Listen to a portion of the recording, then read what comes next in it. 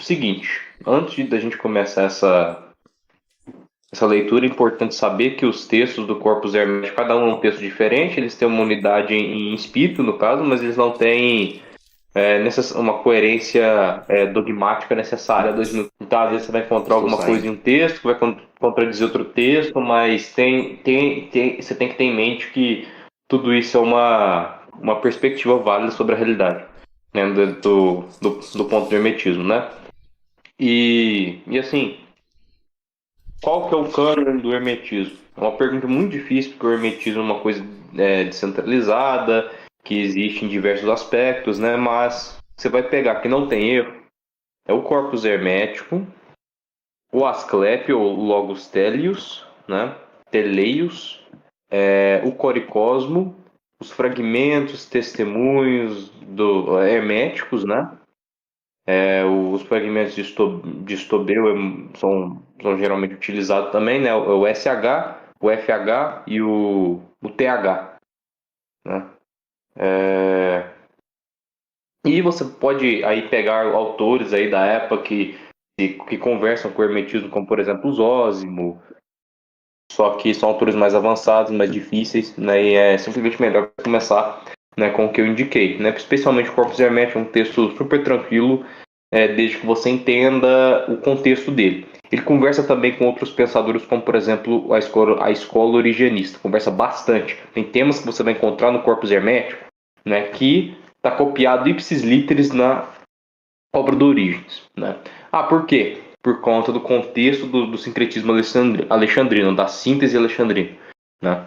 Então, você vai encontrar diversas coisas dentro do cristianismo, dentro do judaísmo da época, no judaísmo alexandrino, dentro de outras tradições, no caso que filosóficas, no caso que conversam muito aí com o hermetismo, né? E é claro, o mesoplatonismo, o neoplatonismo também conversa, né, apesar de ser uma corrente distinta, apesar de ter fundamentos distintos do hermetismo. Agora, que é interessante a gente olhar aqui é o texto em si, né? Então, quem for ler aí pode ler. Vamos ler um parágrafo por vez, um desses numerozinhos aí por vez. Um capítulo por vez, né? Libellus Poimandres de Hermes Trismegisto.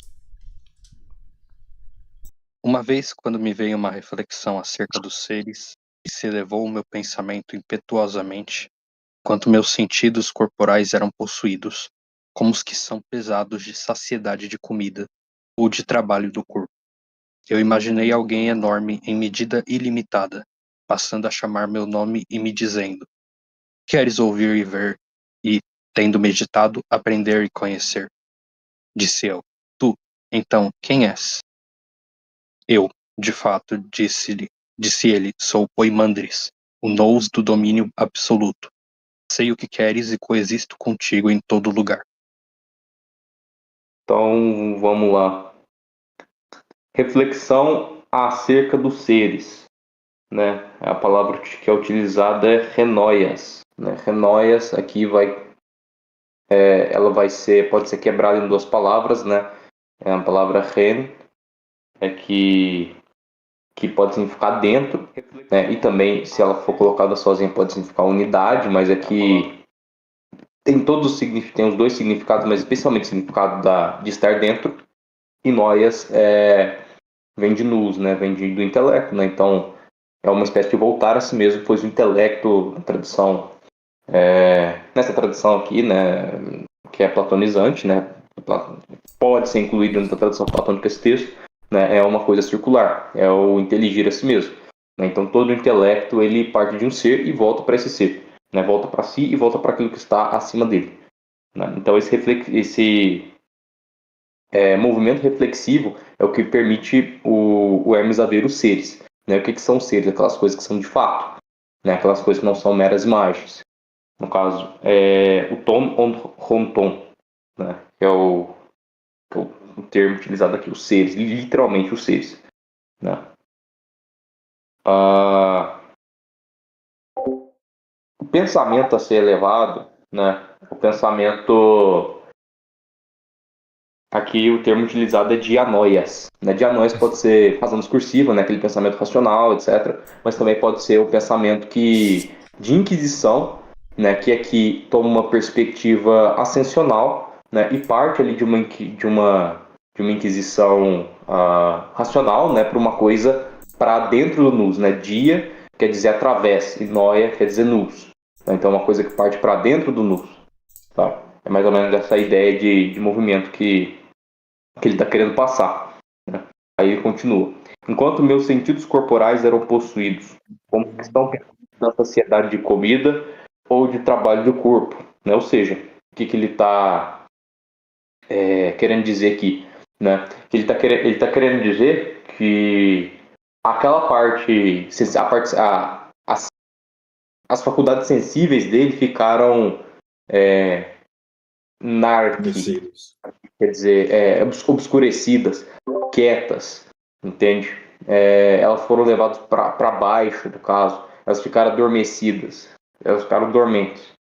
Né? Isso aqui não é bom, geralmente quando o texto fala disso, não é uma coisa boa, tá? Porque você vai estar, você inteiro entrega essa parte sensível sua, essa parte concupiscível sua, né? E você inteiro vai adormecer, né? Que é o que se chama de narque, né? Que é entorpecimento, tá? Narciso, no caso, quer dizer faz referência ao termo narque, né? Narque entorpecer, narciso ficou entorpecido com sua própria imagem na água e o fato de não poder tê-la para si, entende? Ele ficou entorpecido por esse amor, ele sofreu por esse amor, tá? Então o termo vai significar isso aqui. Porém, nesse contexto aqui, né, quer dizer que apenas aquelas faculdades suas ficaram, do Hermes, no caso, ficaram adormecidas, possibilitando que o nous, né, que o intelecto dele pudesse ascender. Tá? Então, ele aquietou as partes inferiores e possibilitou a subida das partes superiores. Eu imaginei alguém enorme, medida e ilimitada,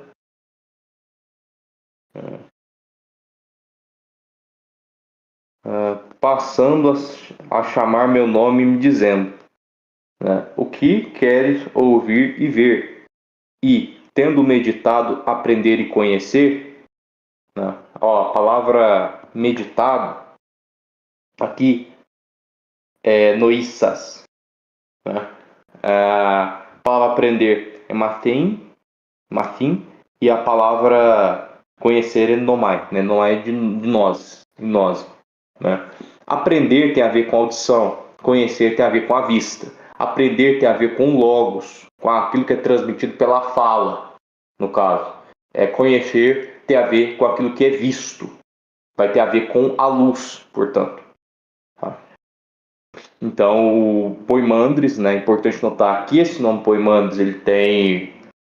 Especulamos qual que é o significado desse nome, a gente não tem muita ideia, né, do significado dele. Né? O significado mais clássico, né? Muita gente vai atacar isso, acadêmico principalmente, né? Mas é um significado que corrobora aí com os textos, né? Que é o pastor de homens. Né? O pastor de homens é aquele que vai, enfim, guiar a humanidade, né? Que é uma função que o próprio Hermes vai assumir, mas nesse caso aqui o Poimandres, que é o Nu, que é Deus, né? Tá acima de Hermes, é como se fosse o daimon pessoal do Hermes. Nesse sentido, ele se identifica com a figura do Agatodaimon, sabe? O bom daimon, né?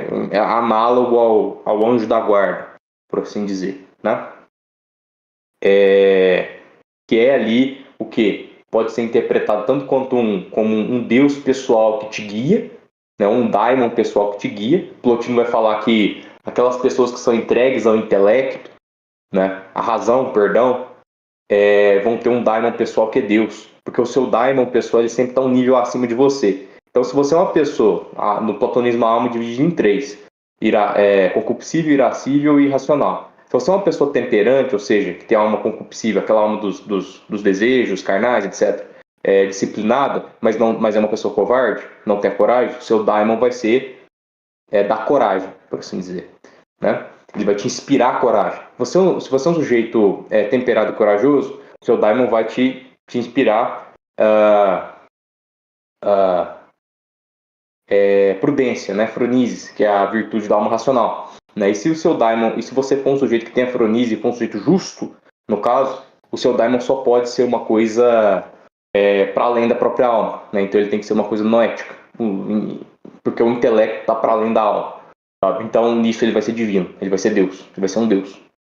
Tá?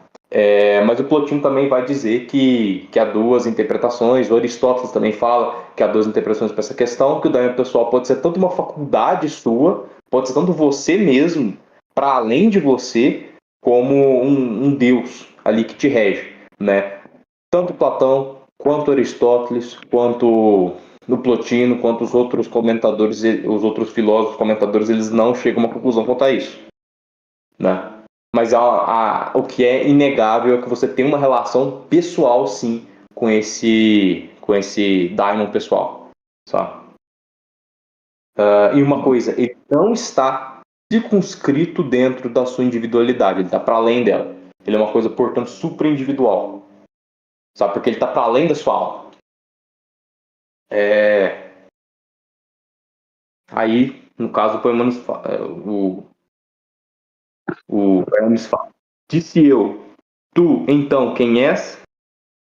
Eu, de fato, disse ele, né, de Poimandres, sou Poimandres, nus do domínio absoluto. Sei o que queres e coexisto contigo em todo lugar. Né? Olha que interessante. O que queres ouvir? Entende? O Poimandres pergunta para ele, depois ele fala, não, eu sei o que você quer.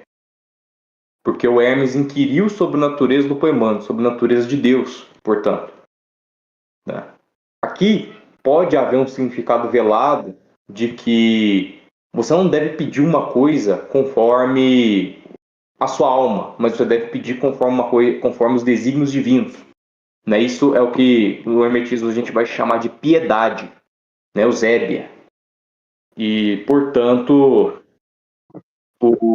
quando o Hermes vai e inquire a respeito da natureza de Poimandres ele meio que revela que ele sabe o que o Hermes quer, o que o Hermes verdadeiramente quer.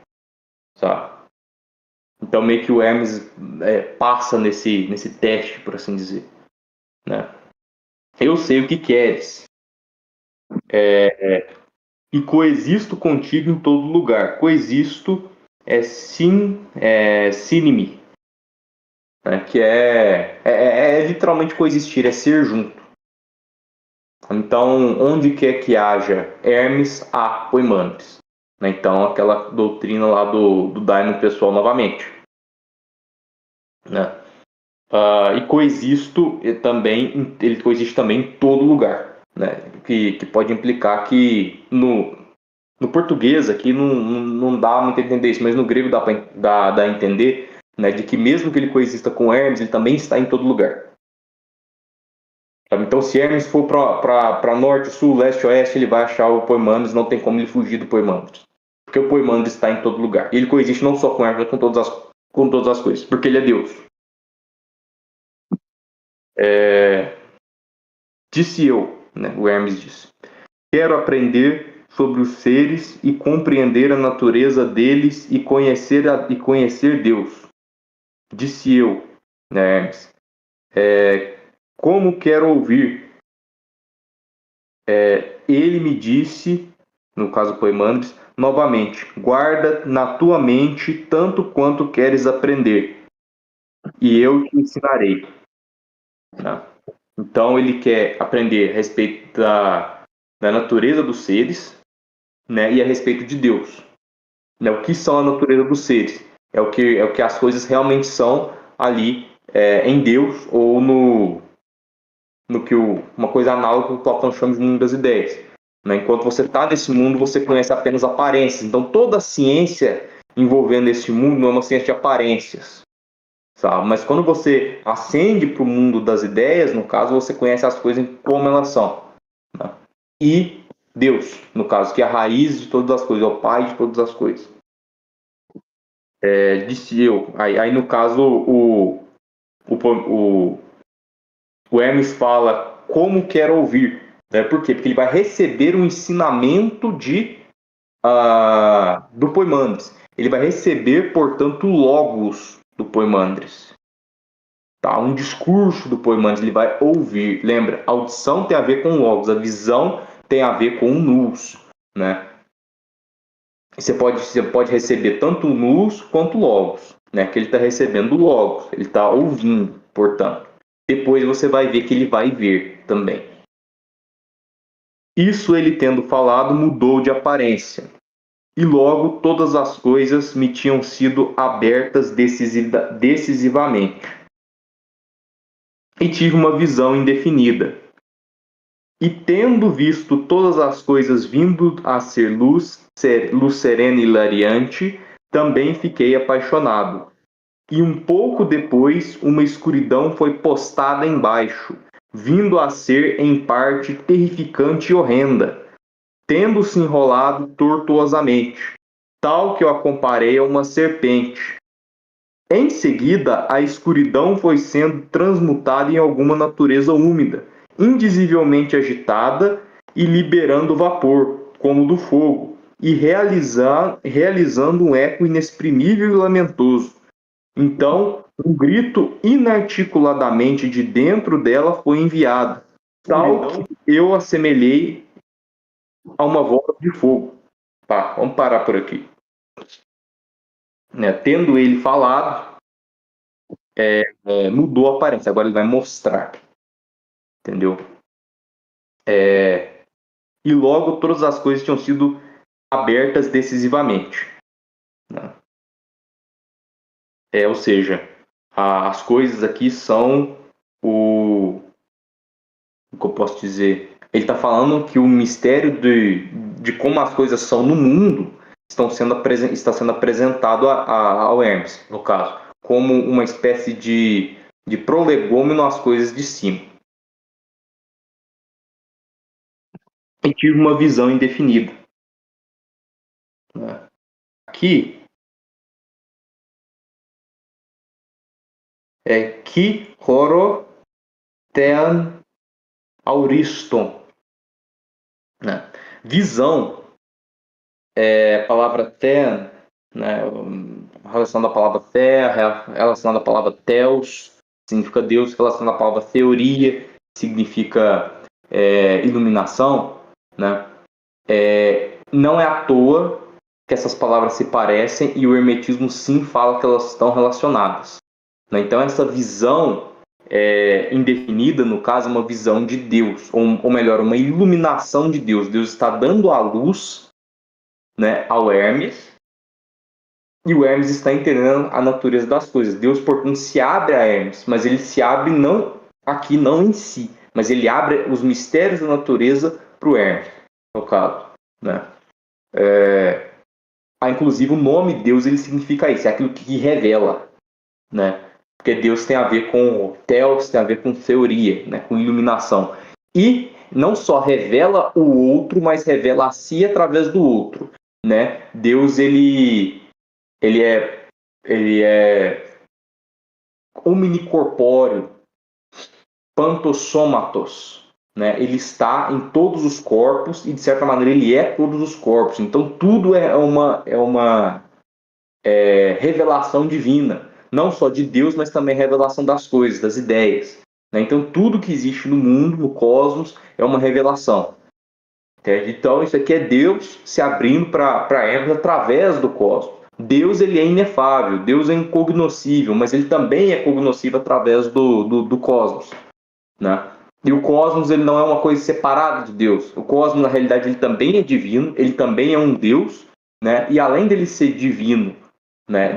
Por exemplo, o homem divinizado ele é divino, mas ele não é um Deus. Né? O cosmos ele é um Deus e é também divino.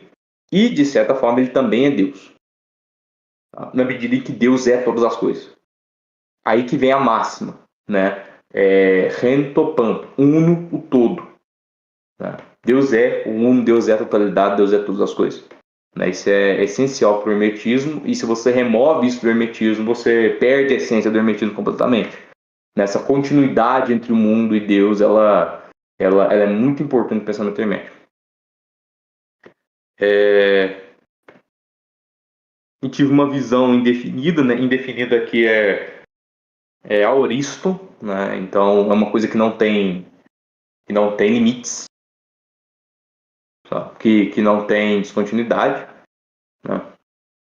E tendo visto todas as coisas vindo a ser luz, serena e hilariante, aqui são, no caso, as coisas verdadeiras, no caso, as coisas do mundo das ideias, né? Também fiquei apaixonado, né? Ou seja, ele se apaixonou por essas coisas, se apaixonou pela beleza disso.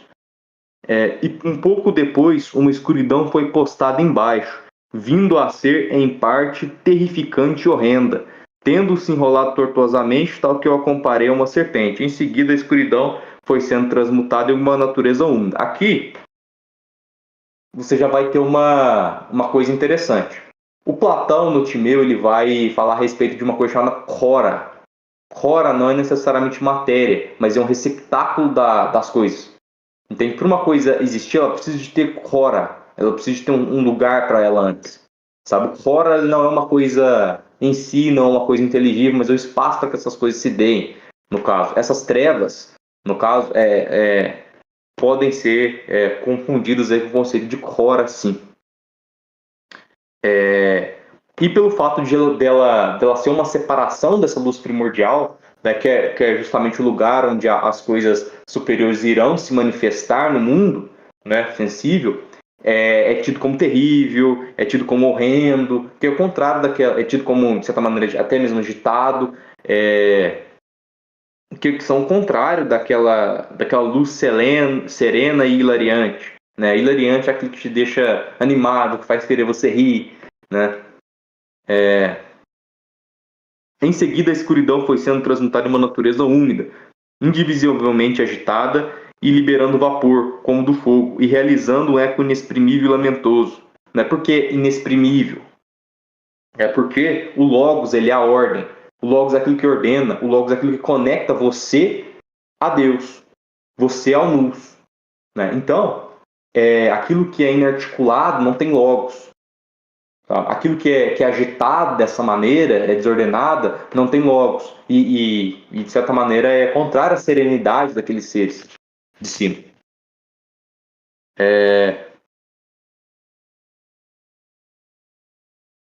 Eu vou explicar já já o porquê que é uma natureza única. Tá? Então, um grito inarticuladamente dentro dela foi enviado, tal que eu assemelhei a uma voz de fogo. E uma palavra santa proveniente da luz atacou a natureza, e um fogo puro saltou da natureza úmida acima para o alto, e era leve e sutil, todavia drástico ao mesmo tempo. E o ar, sendo suave, seguiu o sopro, enquanto este ascendia da terra e da água até o fogo, tal que aquele parecia ser suspenso por este. Porém, terra e água permaneciam confundidas entre si mesmas, tal que a terra não era vista distintamente da água, mas estavam sendo movidas por causa da palavra espiritual que era professada ao ouvido. Então, o que acontece? Você tem essa separação, né, entre luz e trevas, e a luz, ela ataca as trevas, e ela vai fazer o quê? Quando a luz ataca as trevas, ela sublima as trevas. Isso não é uma coisa que vem de fora, sabe? O texto deixa entender, né, que o fogo ele já existia, né, e quando a luz se apresenta, o fogo vai também em direção à luz. A luz não ativamente vai e puxa a natureza, criando o fogo, forçando a natureza a aderir ali à luz. Mas a natureza também deseja isso. Sabe? A natureza ela tem ali uma agitação que, combinada com a aparição da palavra santa, né, engendra o fogo.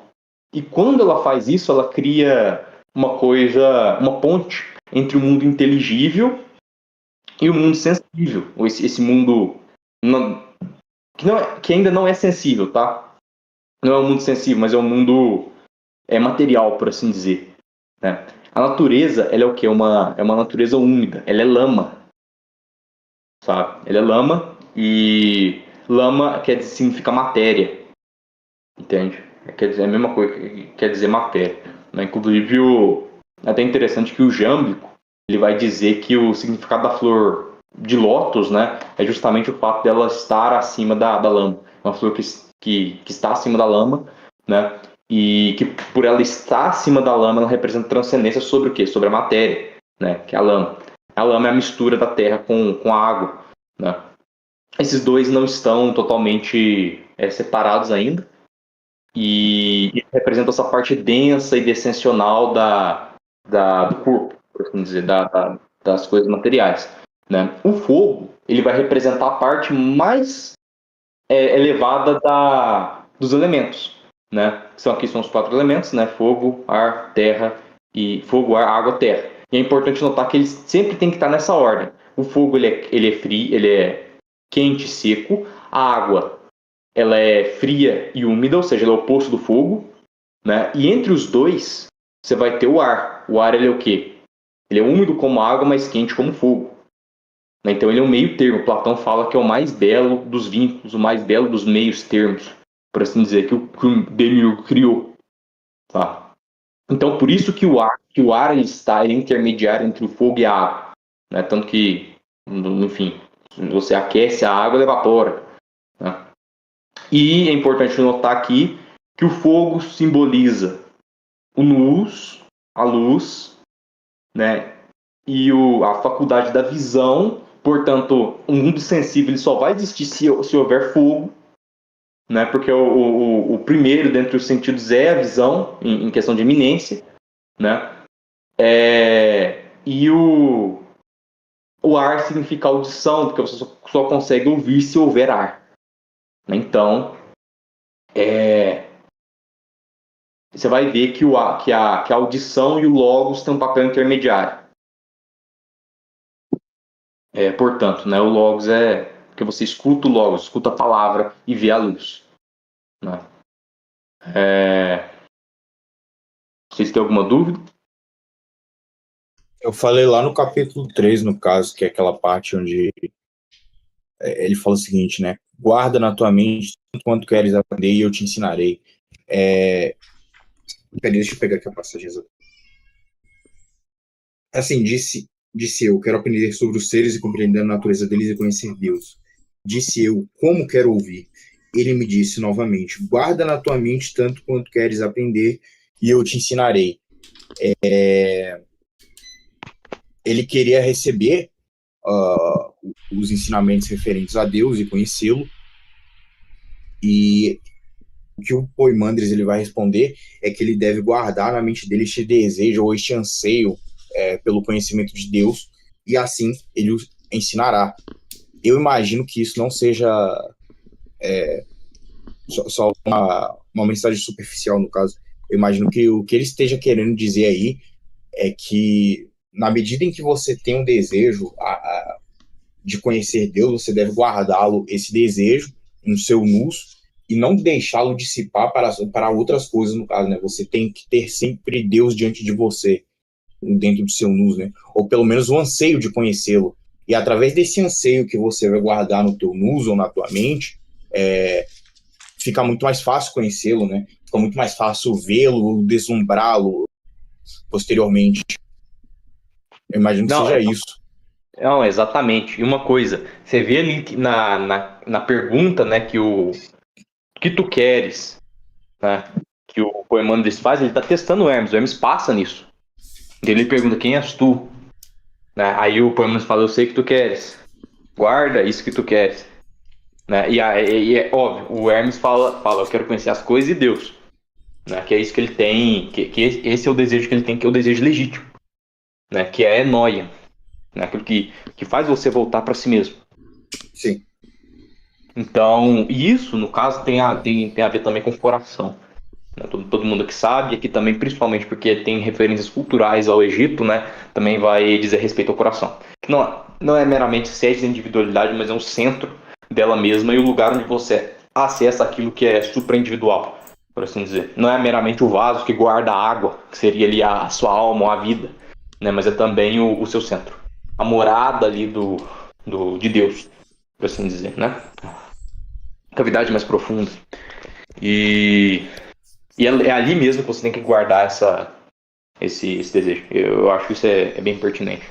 Tem também interessante notar que o nome Poimandres tem algumas interpretações, né, que relacionam ele ao coração de Ra, dizem que ele é o pensamento de Ra, ou a mente de Ra, né?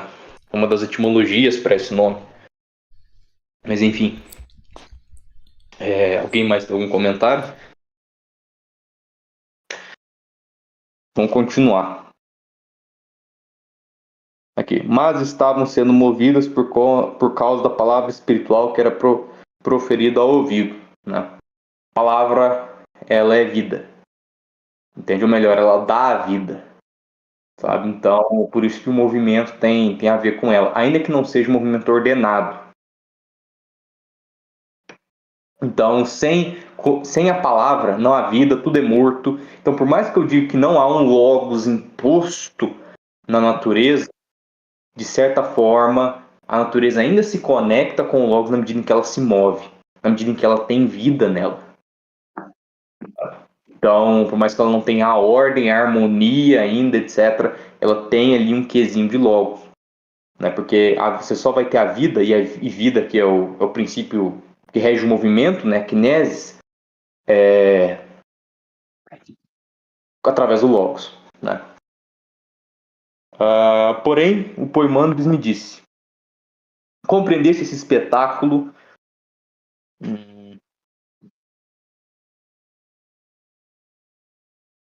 Espetáculo, ó, Thean. Lembra que eu falei Theos, teoria, Thean. É uma iluminação, é uma revelação, uma coisa que se abre pro Hermes ver, entender e compreender. Né? Portanto, uma revelação divina. Compreendesse esse espetáculo e o que ele quer dizer, disse eu, saberei. Aquela luz, disse ele, sou eu, Nus, o teu Deus. É importante notar, o teu Deus. Eu confundi, sim, o Poimandres com Deus. Né? Mas, se você for pegar teologia hermética de maneira mais sistemática, a gente vai ver que ele não é exatamente Deus. Né? Porque que há ali o Pai de todas as coisas para além dele. Sabe? Mas é importante notar que ele, para Hermes, representa a divindade. Ele é o daimon pessoal de Hermes. Né? Que é anterior à natureza. Então não é a mesma locução de o teu Deus, como você encontra na Bíblia. Entende? Significa lealdade sua ao Deus de Israel. Não, não é isso. É o Deus pessoal mesmo, teu Deus, Deus de Hermes. O teu Deus, que é anterior à natureza úmida, manifestada da escuridão, e proveniente do Nus, é o luminoso Logos, Filho de Deus. Né? Ou seja, tem o Nus e tem o Logos, tem o fogo e tem o ar. Né? Então, o que é? Disse eu. Assim conhece. Aquilo que vê e ouve em ti é a palavra do Senhor, mas nos Deus é Pai, pois não são separados um do outro, pois a união deles é a vida. Agradeço-te, disse eu, mas agora considera a luz e conhece isto. A luz, o Logos, é portanto aquilo que é transmitido, e o Logos ele te conecta com com luz, portanto com a luz. Por conta disso, né, o Logos ele também é luz. Né? E o Logos ele não é separado de Deus. Sabe? A união entre os dois, entre o Logos e Deus, é a vida. E a união de você com o Logos também é vida. Por isso que o Logos está associado à vida. Mas lembre-se, o Logos ele advém do Nous, sabe? Que seria Deus.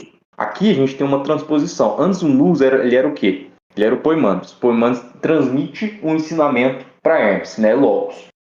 Né? Através desse ensinamento, o Logos, o quê? Ele conhece a luz, ele vê as coisas, ele conhece Deus, ele se aviva, por assim dizer, espiritualmente. Então, ó, Nous, Logos, Hermes, beleza. E vitalidade, né? Mas o que ele vai falar depois? O Logos. Aqui. Aquilo que vê e ouve em ti é a palavra do Senhor, mas o nus Deus é Pai, pois não são separados um do outro. Aqui ele já transpõe isso para o nível cósmico.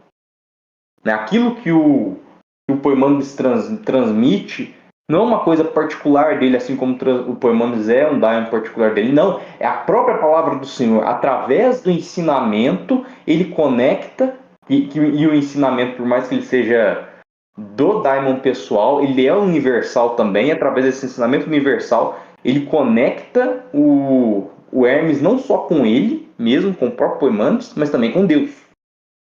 Então é um nus que entre aspas, particular, que conecta você ao nus universal, que seria Deus. Aqui é o Pai de todas as coisas, no caso.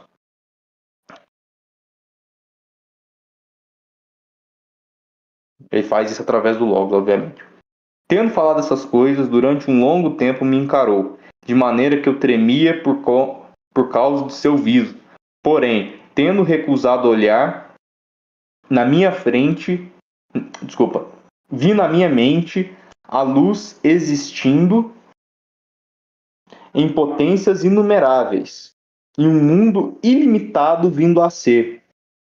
E vi o fogo ser envolvido por uma grande potência, e ter subsistido sendo dominado. Porém, essas coisas eu refleti observando através do discurso, do Logos de Poimânides. Ele tem a revelação através do Logos de Poimânides. É isso que dá vitalidade para ele ver. Importante notar, dentro do platonismo, né? Isso não só nos neoplatônicos, apesar de que eles elaboram isso melhor, mas também antes, nos mesoplatônicos e também no próprio Platão, o intelecto, ele só vai inteligir através de uma coisa, da vida. Porque inteligir e ser inteligido é se mover. E o movimento supõe a vida. Então o intelecto, para que ele possa inteligir, ele precisa da vida. Para que você possa ver, você precisa da própria vida, né?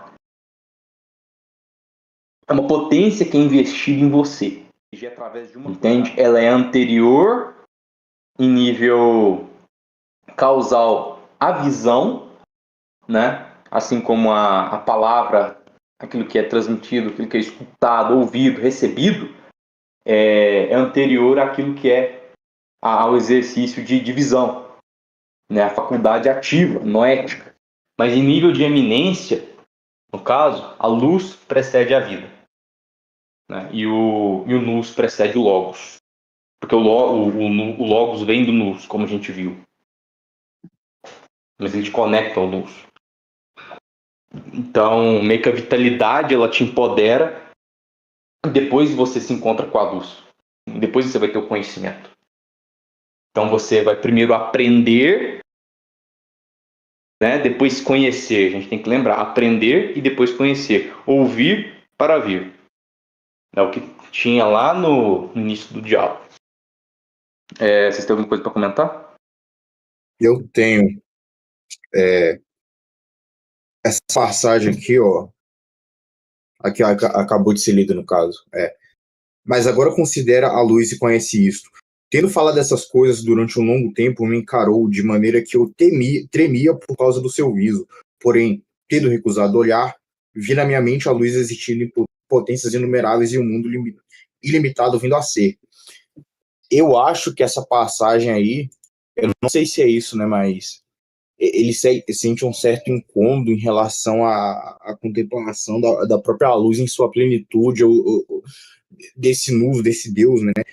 Então ele meio que desvia o olhar e é só através desse desvio que ele vê que essa luz ela meio que vai se delimitando a sua, entre aspas, na sua ilimitação, vindo a ser todas essas potências inumeráveis. Eu acho, aí eu não sei se isso é um símbolo do próprio apofatismo da divindade, onde a própria contemplação dele causa um certo desconforto, em certo sentido, no sentido que ele não pode contemplá-la adequadamente, ou se trata de uma, sei lá, um nous que ainda não foi purificado totalmente, mas que contempla e não consegue compreendê-lo, né? Na medida que ele não consegue compreendê-lo, ele desvia o olhar. E quando ele desvia o olhar, mas ainda deseja conhecê-lo, ele vê nas outras coisas, nas potências inumeráveis no mundo, por assim dizer. Eu acho que é isso, mas eu não tenho certeza. Ó, lembra da ordem daquilo que o Hermes pediu?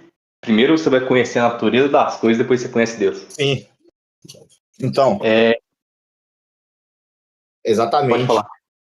Não, era literalmente isso.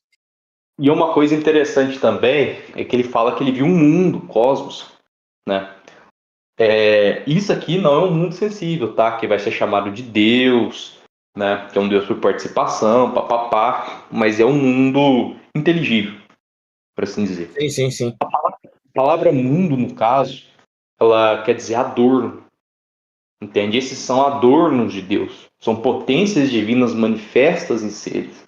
Portanto, é interessante, apesar desse texto ser grego, né? Olhar que em outras tradições, como por exemplo na própria tradição hebraica, né, e também na tradição islâmica, mundo ou olam quer dizer véu. E isso também vai refletir na tradição gnóstica, né, onde os éons, no caso, serão resultados do velar de Deus. De Deus limitando, Deus velando a si mesmo, ele gera esses éons, essas luzes, etc. Essas esses mundos, né? Que era, mundo, Eon, tudo quer dizer a mesma coisa. Eon, uma tradução do grego Olam, mundo, do hebraico Olam, né? Mundo. Então, tem a ver com essa questão. Né? E sim, eu acredito que isso tem a ver com a questão dos serafins também. Esse textinho que você Sim. mandou. Então,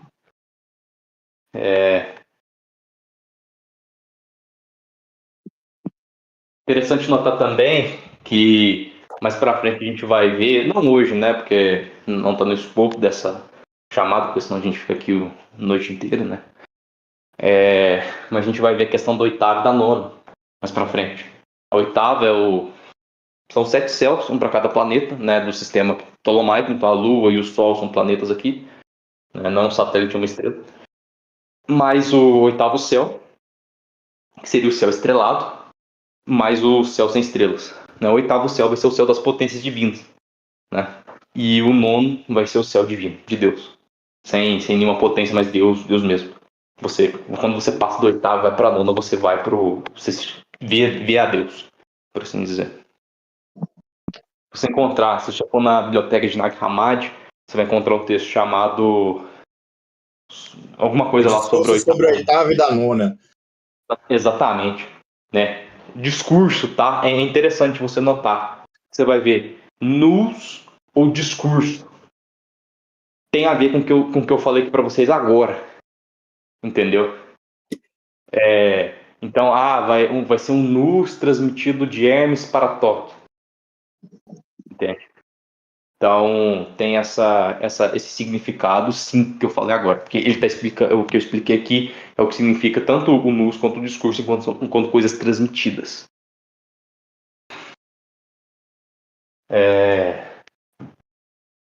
O nus já vai ser o conhecimento em si, no caso. Tá, mas alguém quer falar alguma coisa? Tá, mundo ilimitado vindo a ser, né, sendo gerado. E vi o fogo ser envolvido por uma grande potência e ter subsistido sendo dominado. Como que eu posso dizer? Isso aqui é a noção, né, é a ideia de que essa grande potência, né, que seria o conjunto de todas essas potências menores, porque esses seres também são chamados de potências, né, podem ser entendidos como potências, né, elas envolvem o fogo, elas envolvem a parte mais elevada e mais luminosa da natureza, né, e elas meio que impartam, elas colocam, elas, como que eu posso dizer, inserem, doam, né, o seu conteúdo para ela, para a natureza, para o fogo. E nisso elas dominam o fogo. E nisso elas aperfeiçoam a criação. mais elevado da criação, né? Que é o fogo, e depois o ar, e depois tem a natureza úmida, que é lama, mas que vai ser separada entre água e terra, depois. Vamos lá. Interessante notar também que o fogo é o elemento mais sutil, né? Aqui, ó. Porém, essas coisas eu refleti, né?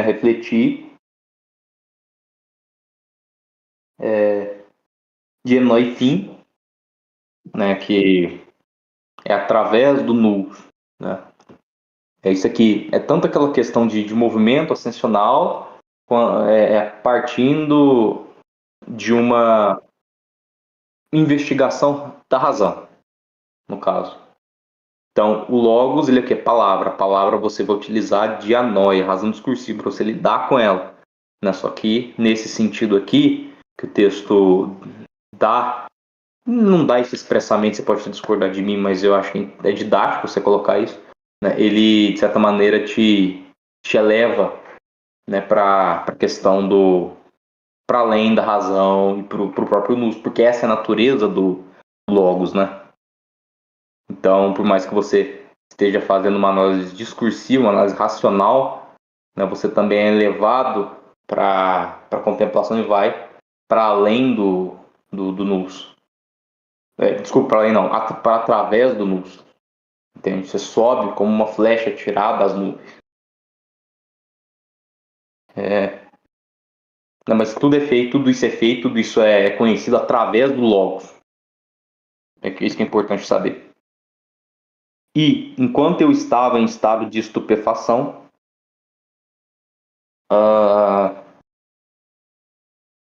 disse-me novamente: viste na mente a forma arquetípica, o pré-princípio do começo infindo.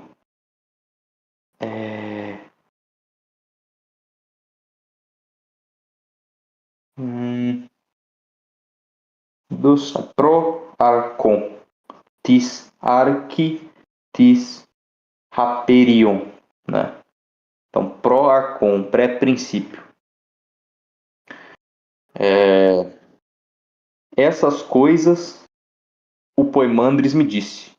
Então eu disse: os elementos da criação, de onde se hipostasiaram? Novamente ele disse sobre essas coisas, da vontade de Deus, que, tendo recebido Logos e tendo visto o belo mundo, imitou, tendo ela ornamentado através dos elementos de si mesmo dos produtos das almas. Então, viste na mente a forma arquetípica, o pré-princípio do começo e fim. Né? A forma arquetípica, no caso, é essa grande potência. Essa grande potência, eu falei que ela é como se fosse a totalidade das potências, no caso. Mas tem um aspecto aqui. Ela não é só a totalidade das potências, mas ela é o princípio delas. Sabe? Ela é como se fosse uma potência grande que abarca todas elas, que é uma totalidade que é referente a Deus. E isso é um pré-princípio do começo e fim, né? Porque infindo é aperanton. Aperanton não quer dizer infindo, no sentido de que não tem fim, que se prolonga indefinidamente. Não é isso que quer dizer, é sem limites, sabe? Pode-se dizer infinito, sabe? Essa é uma palavra diferente da outra palavra que a gente lidou lá atrás, né? Mas aqui, no caso, isso aqui é uma palavra bem específica. Peras, né? Quer dizer limite, é uma coisa sem limite. Então, as potências, tudo isso de Deus, todos esses seres que se revelam ser sem limite. Entende? Eles são o princípio, o começo, o princípio das coisas de baixo. Né? Aqui fala começo e fim, mas na realidade, como eu falei para vocês, é arquis, né? Que quer dizer princípio. Então, é a mesma coisa. Pré-princípio do princípio infindo. Tá? Pro-arcon, né? Tis harpis, tis haperanton. Esse pré-princípio, no caso, seria ali justamente essa grande potência. É por isso que eu falei, ela tanto abarca todas as outras, né, quanto ela é o princípio do princípio.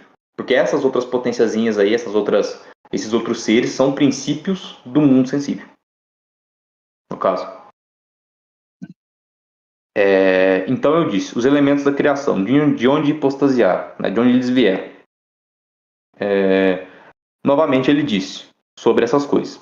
Da vontade de Deus que, tendo recebido o Logos e tendo visto o belo mundo, imitou, tendo ela ornamentado através dos elementos de si mesma e dos produtos das almas. Então ela viu o belo mundo, então isso aqui já é um ato demiúrgico, né? Essa vontade de Deus, ela olha para esse mundo, ela olha para essas potências, né? E ela cria de acordo com essas potências e também cria através dos produtos das almas, né? Genimaton Sikon. Isso aqui é interessante, porque quer dizer que as almas elas preexistem e elas possuem um produto, né, que o demiurgo vai e pega e usa na criação. Então elas têm parte na criação, elas ajudam o demiurgo a criar. E esse demiurgo aqui é ornamentando a criação de acordo com os elementos, né, que ele tira de si mesmo dos produtos das almas. Isso daqui dá pano para manga para você falar de uma espécie de queda primordial, etc. Entende que as almas elas arrefeceram e caíram, né? E nessa queda delas, nesse arrefecimento das almas, né? Porque o Nus ele é o que? Ele é ígneo. A alma, antes de sua queda, o corpus hermético vai dizer, ela tinha um manto de fogo, né? E ela se despiu, porque ela esfriou, o corpus hermético vai dizer, ela esfriou e ela caiu. Né? Poderia ser essa deformidade ocasionada pelo arrefecimento, né? Que permitiu, que foi ali matéria do demiurgo para ele criar o mundo. Pode ter sido os desejos particulares das almas, vontades particulares das almas, né? Junto com a vontade de Deus que criou o mundo. Entende? Mas o que o texto nos fala é que as almas elas tiveram parte na criação do mundo. Na ornamentação do mundo, por assim dizer. Ornamentar e mundo são, como que eu posso dizer, palavras relacionadas. Cosmos. Cosmos, cosmético quer dizer ornamento. Anticosmos, que significa também ornamento. É interessante que essa vontade de Deus ela recebe o Logos. Tendo recebido o Logos e tendo visto o belo mundo. Então ele recebe o Logos, vê o belo mundo e cria. Né? Então a vontade de Deus recebe o Logos, vê o mundo, cria, o belo mundo, né, o mundo, né, das coisas em si e cria. Por assim dizer, dentro da própria criação. Porém, nos Deus, sendo macho e fêmea, né, e aqui não é homem e mulher, não é feminino, masculino, é macho e fêmea, igual de bicho mesmo. Entendeu?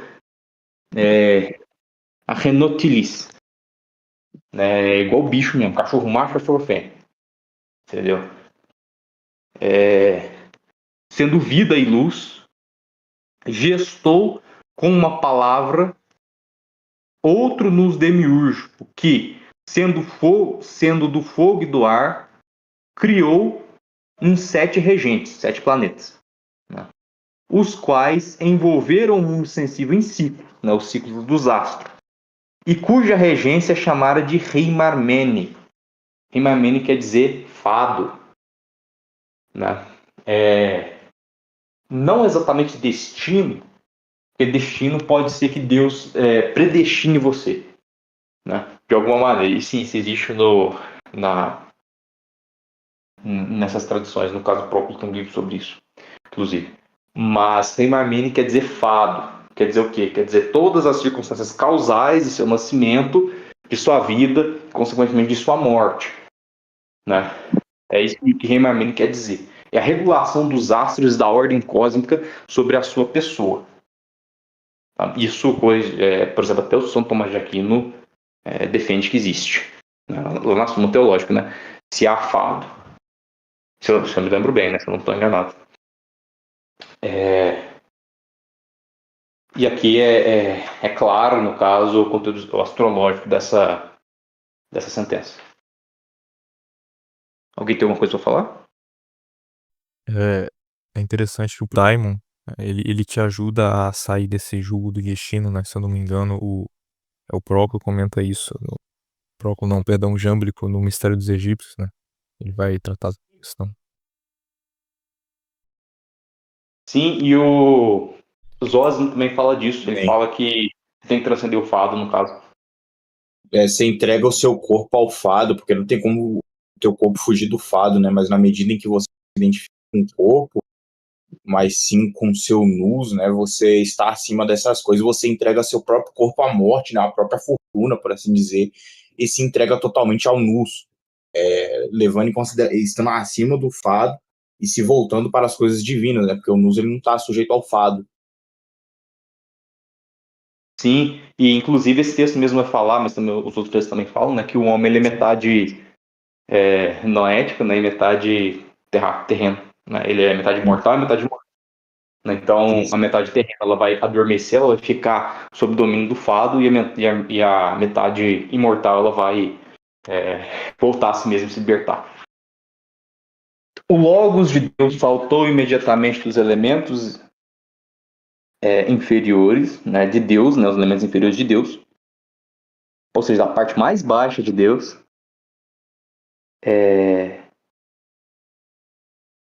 Eu estava só conferindo aqui uma coisa aqui, porque tem uma parte que eu tenho que corrigir a tradução. Por sinal, essa tradução eu deixo pessoa lira, tá? Quem estiver escutando aí, não souber. Mas tem uma questão aqui que eu tenho que atentar, cara, que tem a ver com o que eu vou falar aqui agora. Elementos inferiores, parte inferior de Deus, vai se unir aqui, ó, para a obra pura da natureza, se unir a pura obra da natureza. Cátaros ti Physios demiurgema, né? Ou seja, demiurgema, né? A criação, né? Pura da natureza. A parte inferior de Deus, portanto, se une com a parte superior da natureza. Isso aqui é o que os neoplatônicos vão chamar de hiparxis, essa parte superior que se une essa parte superior que se une à parte inferior do ente superior é a hiparxis, né? É o cume, é o topo da montanha, onde Moisés falava com Deus, porque acima da montanha é o limiar entre as coisas do homem e as coisas de Deus. Para cima de Moisés só tinha anjo, para baixo de Moisés só tinha homem. Então o Pseu Dionísio Areopagita fala isso na Hierarquia Celeste. Ele dá esse exemplo, um exemplo muito vívido. Né? Ele vai, inclusive, falar que o primeiro entre os homens é um anjo e o último entre os intelectos separados, as criaturas celestes, é um anjo. Anjo seria ali a classificação de anjo mais baixa. Só anjo mesmo, mensageiro. Então, o primeiro, o sumo sacerdote, o primeiro entre os homens é um anjo, e o último entre os anjos seria ali, de certa forma, um homem, né? Tanto que você vai encontrar ali a figura do anjo sendo confundida, às vezes, com o homem na Bíblia. Com um mensageiro humano, sabe? Na realidade, não é. Inclusive, a figura do Hermes, né? Tem a ver com isso. O Hermes é o mensageiro, Hermes é o intermediário, Hermes é o que transmite, né? Transmite o quê? Transmite o Logos.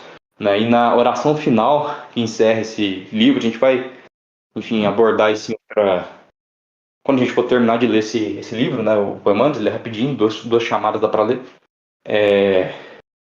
Quando ele vai falar que ele faz uma prece, né, para que ele possa guiar a humanidade. Né? E o hermetista ele tem que fazer essa prece para ele guiar a humanidade, porque ele tem que ser como Hermes. Tá? Porque Hermes vai receber o ensinamento, ele vai se tornar o quê? O chefe da humanidade, o pastor de homens da humanidade, né, que vai guiar ela para a vida e para a luz. Então tem essa questão muito forte no hermetismo, que não é uma coisa só para você, não é uma coisa para todo mundo, você tem que trabalhar para todo mundo. Mas enfim. O Logos de Deus saltou imediatamente dos elementos inferiores de Deus para a pura obra da natureza e se uniu ao nous demiúrgico, pois era consubstancial. E foram deixados embaixo os irracionais inferiores à natureza, tal que eram somente matéria. Ou seja, o Logos se uniu ao nous, ao nous demiúrgico, que estava na hipártese da natureza, que é o topo da natureza, é o topo da parte mais pura da natureza. E meio que, enfim, ele vai criar ali os planetas, e os planetas eles são compostos de éter, e o éter ele é relacionado ao elemento ar, também ao fogo, mas pode ser relacionado ao ar, né? A ideia é que eles são uma coisa assim, mais intermediária mesmo, né? Eles são até chamados de corpos divinos, né? Chamar de deuses corpóreos, né? E nesse sentido, eles estariam ali entre o demiurgo e o mundo sensível, né? E a Terra é composta de terra e de água, né? E não teria nada no planeta Terra, basicamente.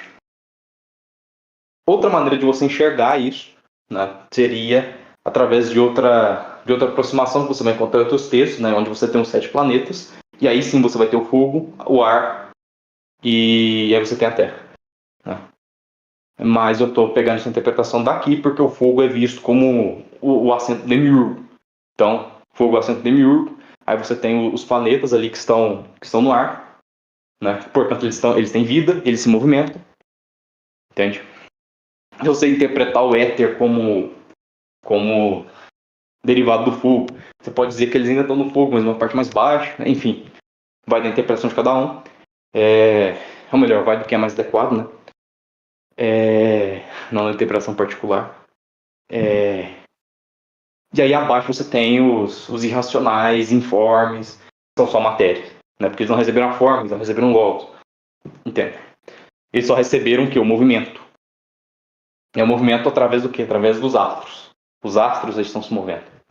É interessante que ele está recontando a história várias vezes aqui, parece também. Tá. Porém, o nous demiúrgico com logos, o que envolve que rodopia com os unidos, girou as obras de si mesmo e permitiu que fossem giradas de um início indefinido até um enfim do termo. Que obras são essas? São os 7 regentes, 7 planetas. Né? Então, na ordem: Saturno, Júpiter, Marte, Sol, Vênus, Mercúrio, Lua. Né? De um começo sem fim até um fim sem fim, porque eles estão girando em círculo. São 2 círculos, né? Um que vai para um lado, outro que vai para o outro. Porque os planetas se movem, alguns se movem para um lado, outros se movem para o outro. Né? No Timeu, Platão relaciona isso com o ciclo do mesmo, o ciclo do outro. Pois começa onde se acaba, né? Um círculo. Porém, a circunvolução desses, segundo quis o nous, trouxe os viventes irracionais dos elementos inferiores, pois não possuíam logos. O ar trouxe os voláteis e a água os aquáticos. Porém, a terra e a água têm sido separadas uma da outra, segundo quis o nous. A terra ficou fora de si os que eram viventes quadrúpedes e répteis, feras selvagens e domésticas. Ou seja, através ali do movimento dos astros, a matéria começou a ser ordenada, ela começou a se constituir, né? Ela se separou ali nos 4 elementos certinhos, a água foi separada da terra, né? E isso gerou tipos diferentes de animais que não possuem o logos. Né?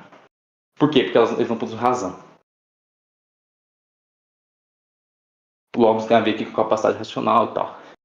O pai de todos, o nous, sendo vida e luz, gestou um homem idêntico a ele, que também seria vida e luz, o qual ele amou com o próprio rebento, pois era muito lindo, tendo a imagem do pai.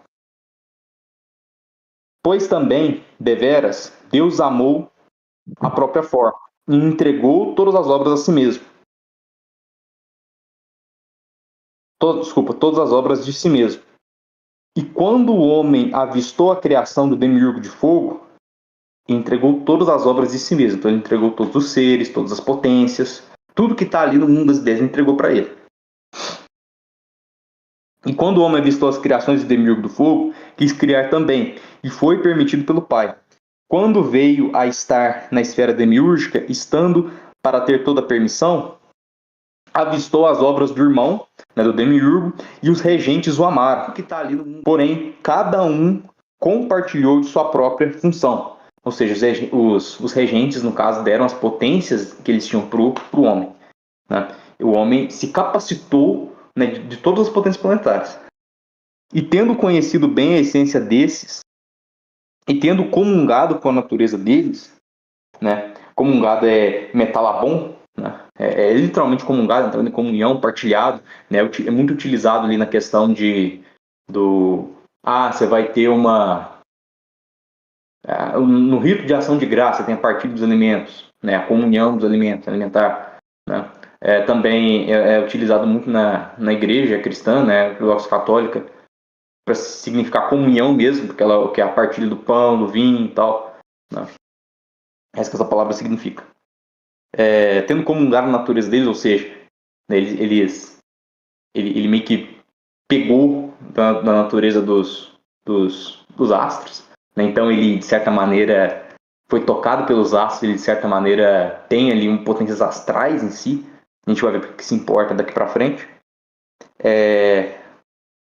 Quis romper a periferia dos círculos e compreender o poder do que se impõe sobre o fogo. Ou seja, ele quis romper com o firmamento de todas as coisas, né? Romper o sétimo céu para revelar o oitavo. E ele fez.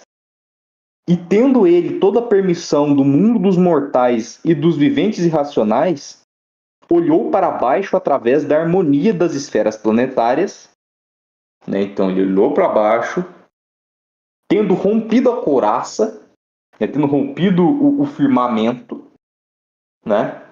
Que separa o sétimo céu do oitavo céu, né? Também mostrou a bela forma de Deus à natureza postada para baixo. Ou seja, tudo aquilo do oitavo céu foi mostrado para a natureza, né? Que a gente pode aqui identificar com a água que foi refletida nisso. O qual, tendo uma beleza insaciável e toda a energia dos regentes em si mesmo e a forma de Deus, ela, tendo visto, sorriu com amor, já que ela tinha contemplado uma visão muito linda da muito linda forma do homem, a aparência dele na água e a sombra dele sobre a terra. Ou seja, o homem se projetou lá, ele projetou a forma de Deus lá, que ele revelou abrindo o firmamento. Mas o mesmo, vendo a forma semelhante a ele, estando nela e na água, ou seja, o homem, né? E vê a si mesmo, amou e quis habitar lá. A questão, você vai ver dois mitos aqui relacionados a isso. O mito do Narciso, né, que se apaixona pela própria imagem, e o mito do hermafrodito, né, que tem lá uma ninfa que gosta dele, não dá bola para ela, e ela vai, pega ele, joga ele numa fonte e pede ele para os deuses fazerem dele um só. O hermafrodito acaba se afeminando por conta disso. Aí ele se torna meio que tendo ali os dois sexos, né, homem e mulher. Mas isso meio que degenera ele, faz ele afeminado. No caso, porque antes ele era um homem muito bonito, muito forte, tinha todas as qualidades boas. Aí a ninfa faz isso, ele se degenera. Né? A mesma coisa vai acontecer com o homem aqui.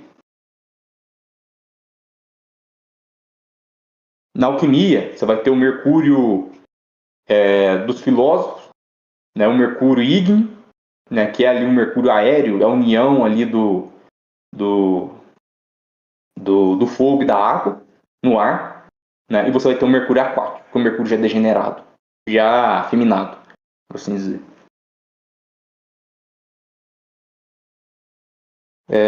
Mas o mesmo, vendo a forma semelhante a ele, estando nela e na água, a ele estando nela e na água, amou e quis habitar lá, e com a vontade foi feita a energia e habitou a forma irracional. Com a vontade foi feita energia. Energia quer dizer ato. Ou seja, aquilo que ele desejava veio acontecer, veio ato.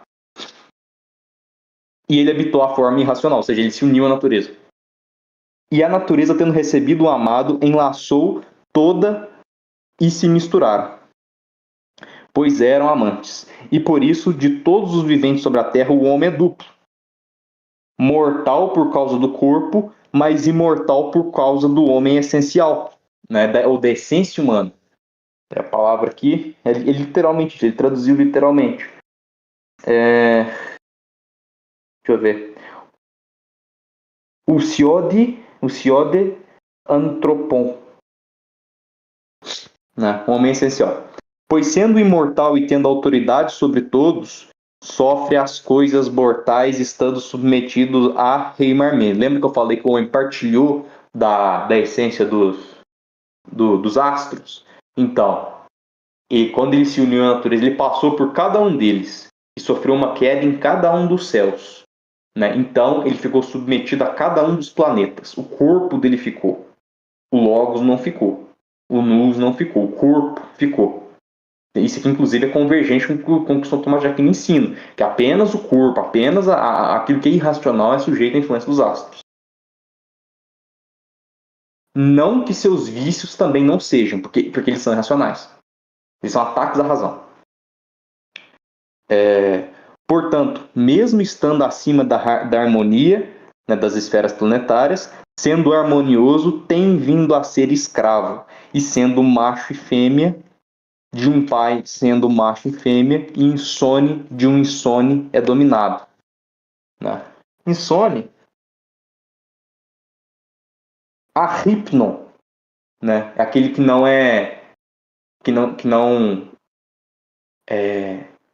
dorme, por assim dizer, ou seja, que está sempre acordado, que está sempre alerta, que está sempre na luz.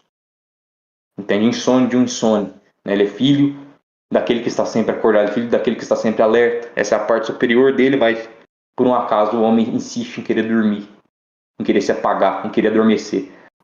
Lembra daquela questão que eu falei antes, né, das partes inferiores do Hermes estarem dormindo e das superiores estarem refletindo, né? Geralmente o que você vai encontrar são todas elas dormindo, ou pior, você vai encontrar as superiores dormindo e as inferiores acordadas e tacando louco, sabe? E atentando você, fazendo você cair um tanto de vício, sabe? E se você vive dessa maneira, o mesmo daimon que te salva, o mesmo Poimandres que veio te salvar, te mostrar a luz, ele vai entrar em você, mas como fogo, ele vai te queimar. Ele vai te punir, portanto. Isso seria um inferno hermético, por assim dizer. Mas ele não seria permanente, né? Você teria ali a transmigração das almas e tal, que permitiria ali você, enfim, ir transmigrando. Só que é importante notar aqui que no hermetismo, geralmente você transmigra, é dito que você transmigra para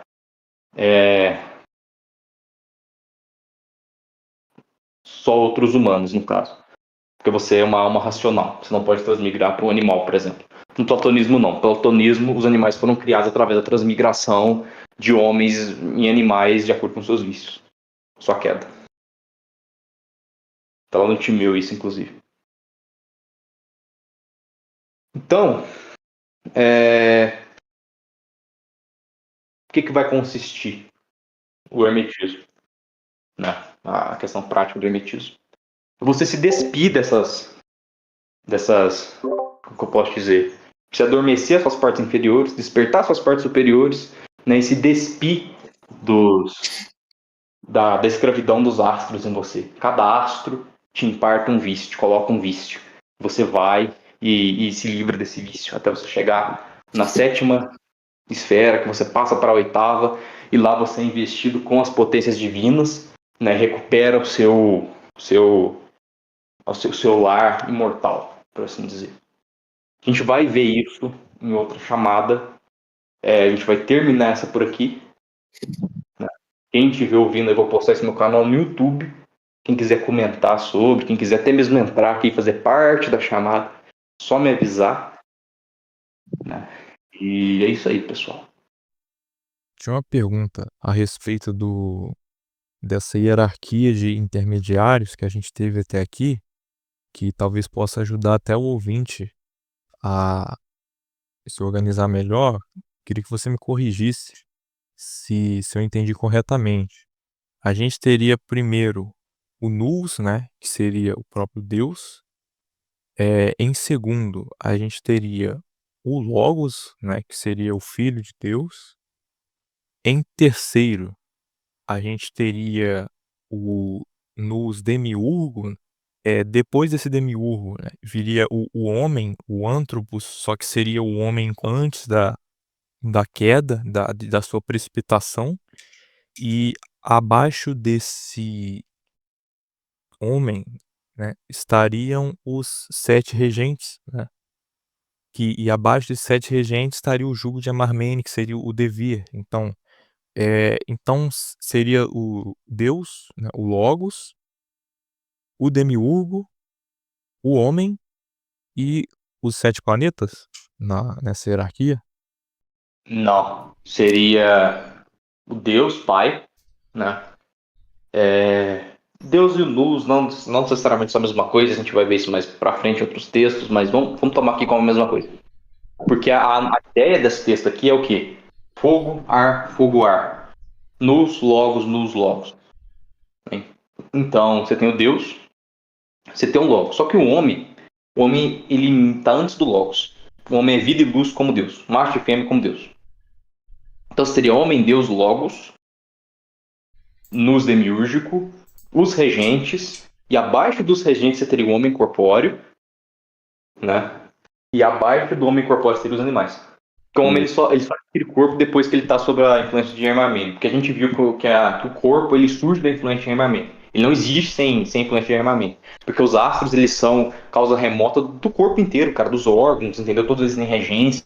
E eles são da maneira que eles são por influência astral. Entende? Então, o gosto, a textura que os órgãos têm, a função que os órgãos fazem, né, é por conta da regência astral deles, astrológica deles, né?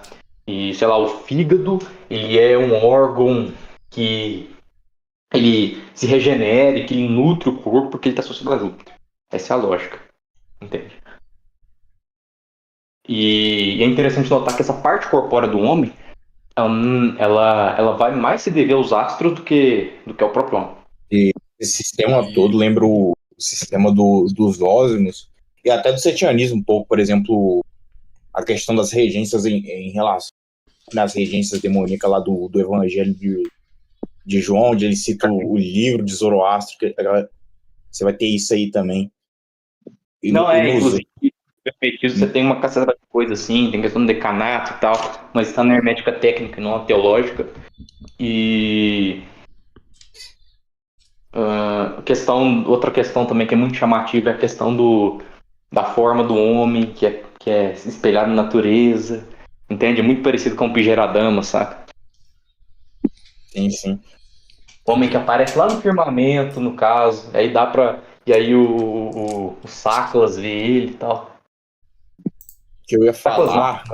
O Yaldabaoth.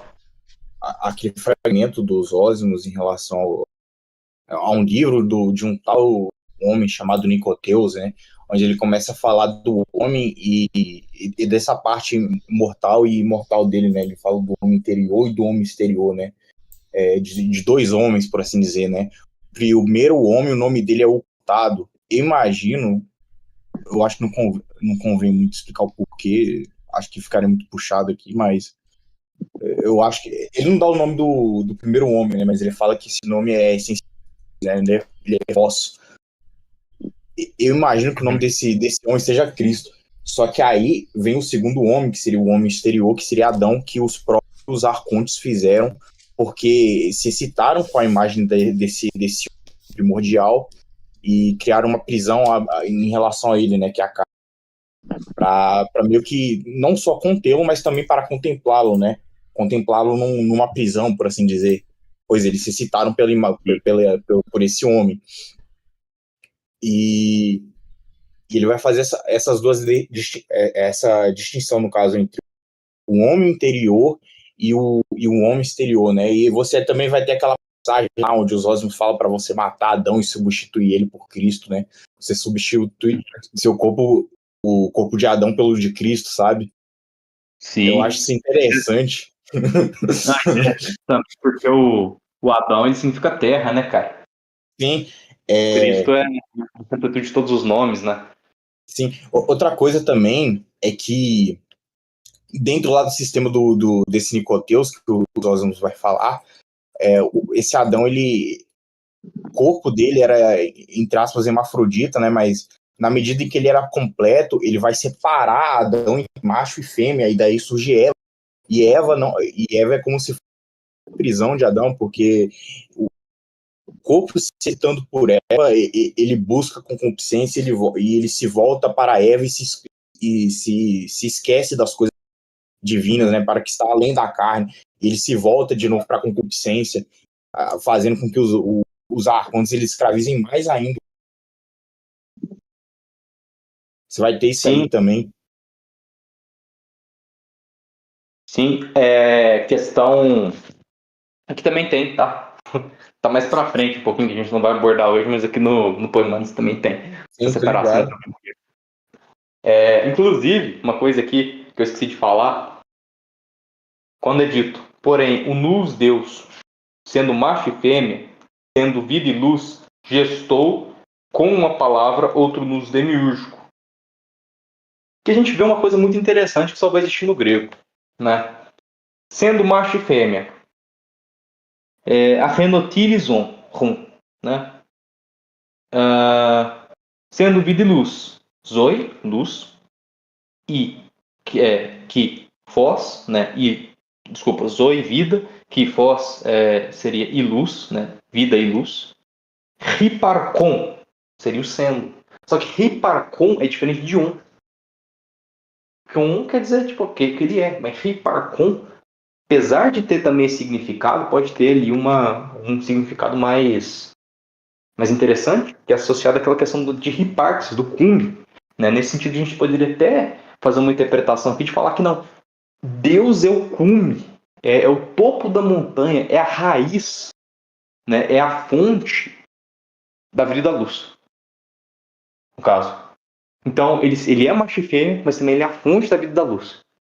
Entende? Então, tem essa... E isso é muito importante, vocês vão ver pra frente do porquê que isso é importante. Mas... Sim. Enfim, só queria deixar comentar isso aí com vocês.